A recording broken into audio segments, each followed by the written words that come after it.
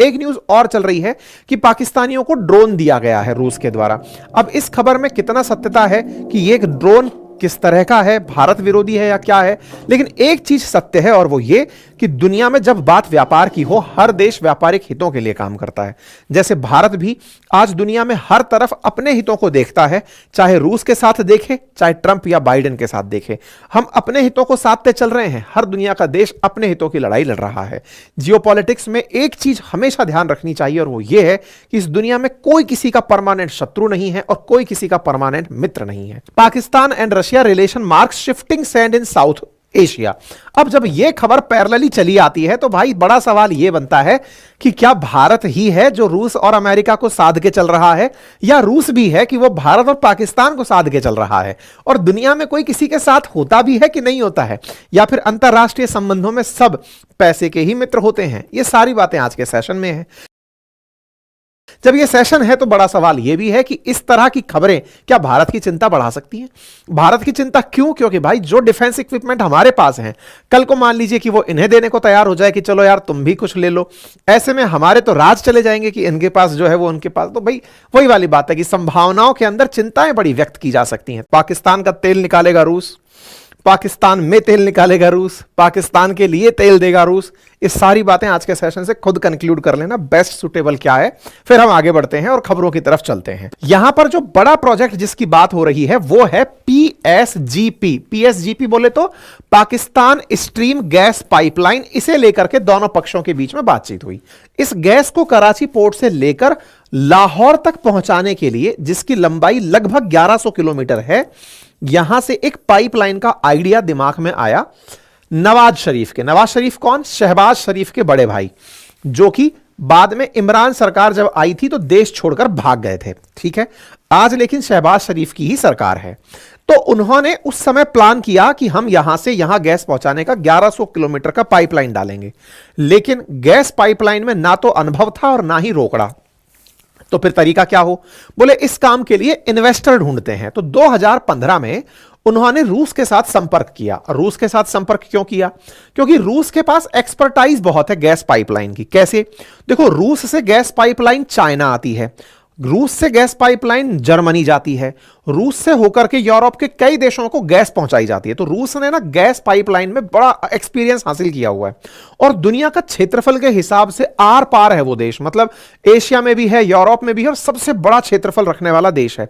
अपने ही देश में उसने गैस को पहुंचाने के लिए बढ़िया काम किया हुआ है। रूस में एक कंपनी है, जैसे भारत के अंदर ओएनजीसी, आईओसीएल, इस तरह से वहां की एक कंपनी है, उसका नाम है गैजप्रॉम। गैजप्रॉम नाम की कंपनी ने गैस के इस संचार को बहुत आसान किया हुआ है, इस परिवहन को बहुत आसान किया हुआ है। ठीक है, अच्छा अब क्या हुआ? तो रूस को इन्होंने संपर्क किया कि सर ये गैस पाइपलाइन आप डाल दो। इसमें खर्चा आया 2 से लेकर के 2.5 बिलियन डॉलर का। अब इस 2 से लेकर 2.5 बिलियन डॉलर के खर्च को कौन भुगते? भाई इसके तो हालात कभी से ऐसे थे ही नहीं कि ये इतना इन्वेस्टमेंट कर ले। तो उस समय नवाज शरीफ ने, जो आज के वर्तमान प्रधानमंत्री के बड़े भाई थे, जिस समय पर प्रधानमंत्री नरेंद्र मोदी उनके घर बिना बुलाए पहुंच गए थे, बिना बताए बिना बुलाए पहुंच गए थे, ध्यान आ रहा होगा।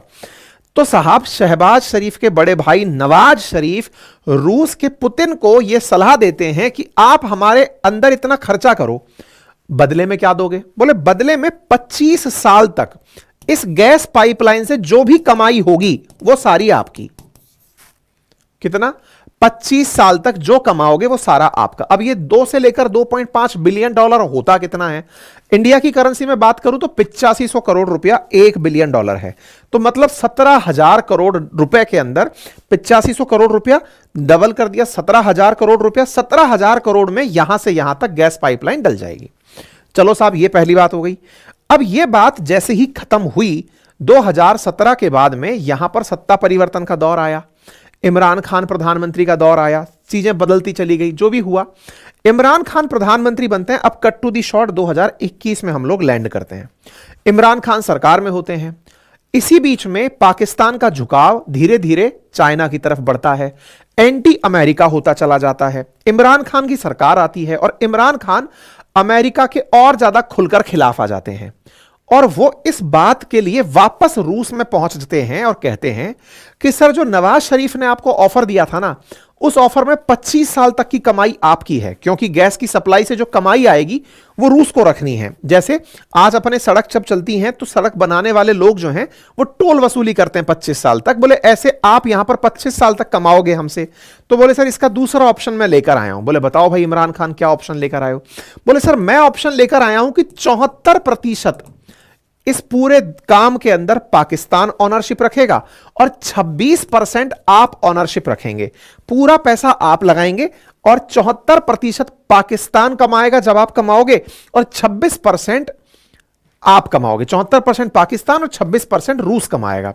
पुतिन ने कहा भाई ये सौदा कैसे फायदे का है? कहा तो ये पूरा पूरा ही हमारा हो रहा था 25 साल के लिए। बोले सर, ये लाइफ टाइम का फैसला दे दिया, मतलब आपको 25 साल नहीं, जब तक आपका इन्वेस्टमेंट है तब तक के लिए 26% आपका। और अगर आपको ऐसा लगता है कि आपका इन्वेस्टमेंट आपको महंगा पड़ रहा है तो इस 26% को बढ़ाकर हम 49% तक ले जाएंगे और 51% तक पाकिस्तान रख लेगा। अर्थात ये फ्लेक्सिबल है आपका परसेंटेज। हां, लेकिन मेजर स्टेक होल्डर पाकिस्तान रहेगा। हर साल 51% जो रेवेन्यू आएगा उसका पाकिस्तान लेगा। हमारे चैनल पर आप लोग बहुत दिनों से हमारी खबरें सुन रहे हैं, उसके बावजूद भी आधे से ज्यादा लोग ऐसे हैं जिन्होंने चैनल सब्सक्राइब नहीं किया हुआ है। सब्सक्राइब कर लीजिए। तो बोले मैं कम परसेंटेज क्यों लूं? बोले सर, आपके एक इन्वेस्टमेंट से आपको आने वाले जीवन भर के लिए लाभ मिल जाएगा। तो देखो, 2015 में बातचीत हुई पेपर पे, कोई फैसला नहीं निकला, कोई फैसला नहीं निकला। पाकिस्तान और इनके बीच में फिर बातचीत होना शुरू हुई 2021 में इमरान खान के नेतृत्व में। दोनों ने बढ़िया से बातचीत करी, समझाया एक दूसरे को। दोनों एक दूसरे के खिलाफ बस यही खुश हो रहे थे बता बता के पाकिस्तान में इमरान खान नवाज शरीफ के बारे में कि देखो वो तो 25 साल के लिए देकर ही चले आए थे, मैं तो उसमें से भी 76% हिस्सा लेकर आ गया हूं। इमरान खान खुद की पीठ थपथपा रहे थे कि देखो मैंने कितना बढ़िया से काम कर लिया है। इस बात को लेकर रूस ने इनके साथ 2021 में एग्रीमेंट कर लिया। यहां कंफ्यूज नहीं होना है एक चीज को लेकर, वो क्या है? एक गैस पाइपलाइन और है जिसका नाम तापी गैस लाइन है, जो इंडिया तक आएगी वाया पाकिस्तान। वो नहीं है ये, है ना, ये नॉर्थ साउथ पाइपलाइन है जिसकी फिलहाल हम बात कर रहे हैं। इसमें रूस एक निवेशक बनकर के काम करने के लिए 2015 से इनके साथ चर्चा में है, 10वां साल चल रहा है। ठीक है, अच्छा साहब। इस बीच में इमरान खान अति उत्साह में पाकिस्तानियों को यह बताते हुए कि मैं आपका अपना हूं, मैंने रूस से एक ऐसी डील ले ली है जिसके चलते आपके यहां जो निवेश होगा उससे कमाई पाकिस्तान की ही बढ़ेगी। तो देखो, निवेश वो करेंगे, 75% तक हम कमाएंगे। तो देखो कितना विन विन में फायदा लेकर आ गया। बहुत बढ़िया। इमरान खान इस खुशी को उस समय इजहार कर रहे थे जिस समय रूस यूक्रेन को धमका रहा था। पाकिस्तान से इमरान खान अति उत्साह में पुतिन से मिलने पहुंच जाते हैं। पुतिन से मिलने जब खुद साक्षात पहुंचते हैं, पुतिन के दिमाग में कुछ और ही चल रहा था। पुतिन के यहां तो हर दिन ही पाइप डलते जा रहे हैं। 56 इंच का पाइप का डायामीटर रखा गया कि इतना पाइप डायामीटर हम लोग, हो सकता है मोदी जी से इंस्पायर्ड हो कि साहब इतना इंच का पाइपलाइन है जो गैस सप्लाई के लिए चाहिए, हमको भेजना है। ठीक है साहब। ये अति उत्साह में पाकिस्तान से निकलकर रूस पहुंच जाते हैं। जब ये पहुंचते हैं ना, वो दिन होता है 21 तारीख का। अब ये 21 तारीख की क्या कहानी है, सॉरी 23 तारीख का। 23 तारीख की क्या कहानी है 2022 की? वो 23 फरवरी वो दिन है जिससे अगले ही दिन रूस यूक्रेन पर गोले फेंकने वाला था। ये वहां पहुंच करके पुतिन की वाहवाही कर देते हैं एक दिन पहले। बेचारे की टाइमिंग गड़बड़ हो जाती है। टाइमिंग इतनी जबरदस्त गड़बड़ होती है कि इसे ही नहीं पता होता कि पुतिन के दिमाग में क्या चल रहा है। भाई साहब ने यहां पर भी इनसे यही बात करी कि सर, हम जल्दी से आपके साथ में वो गैस पाइपलाइन वाला काम करना चाहते हैं, जो नॉर्थ साउथ गैस पाइपलाइन है, प्लीज उसे जल्दी से करा दो। पुतिन ने कहा तथास्तु, हो जाएगा।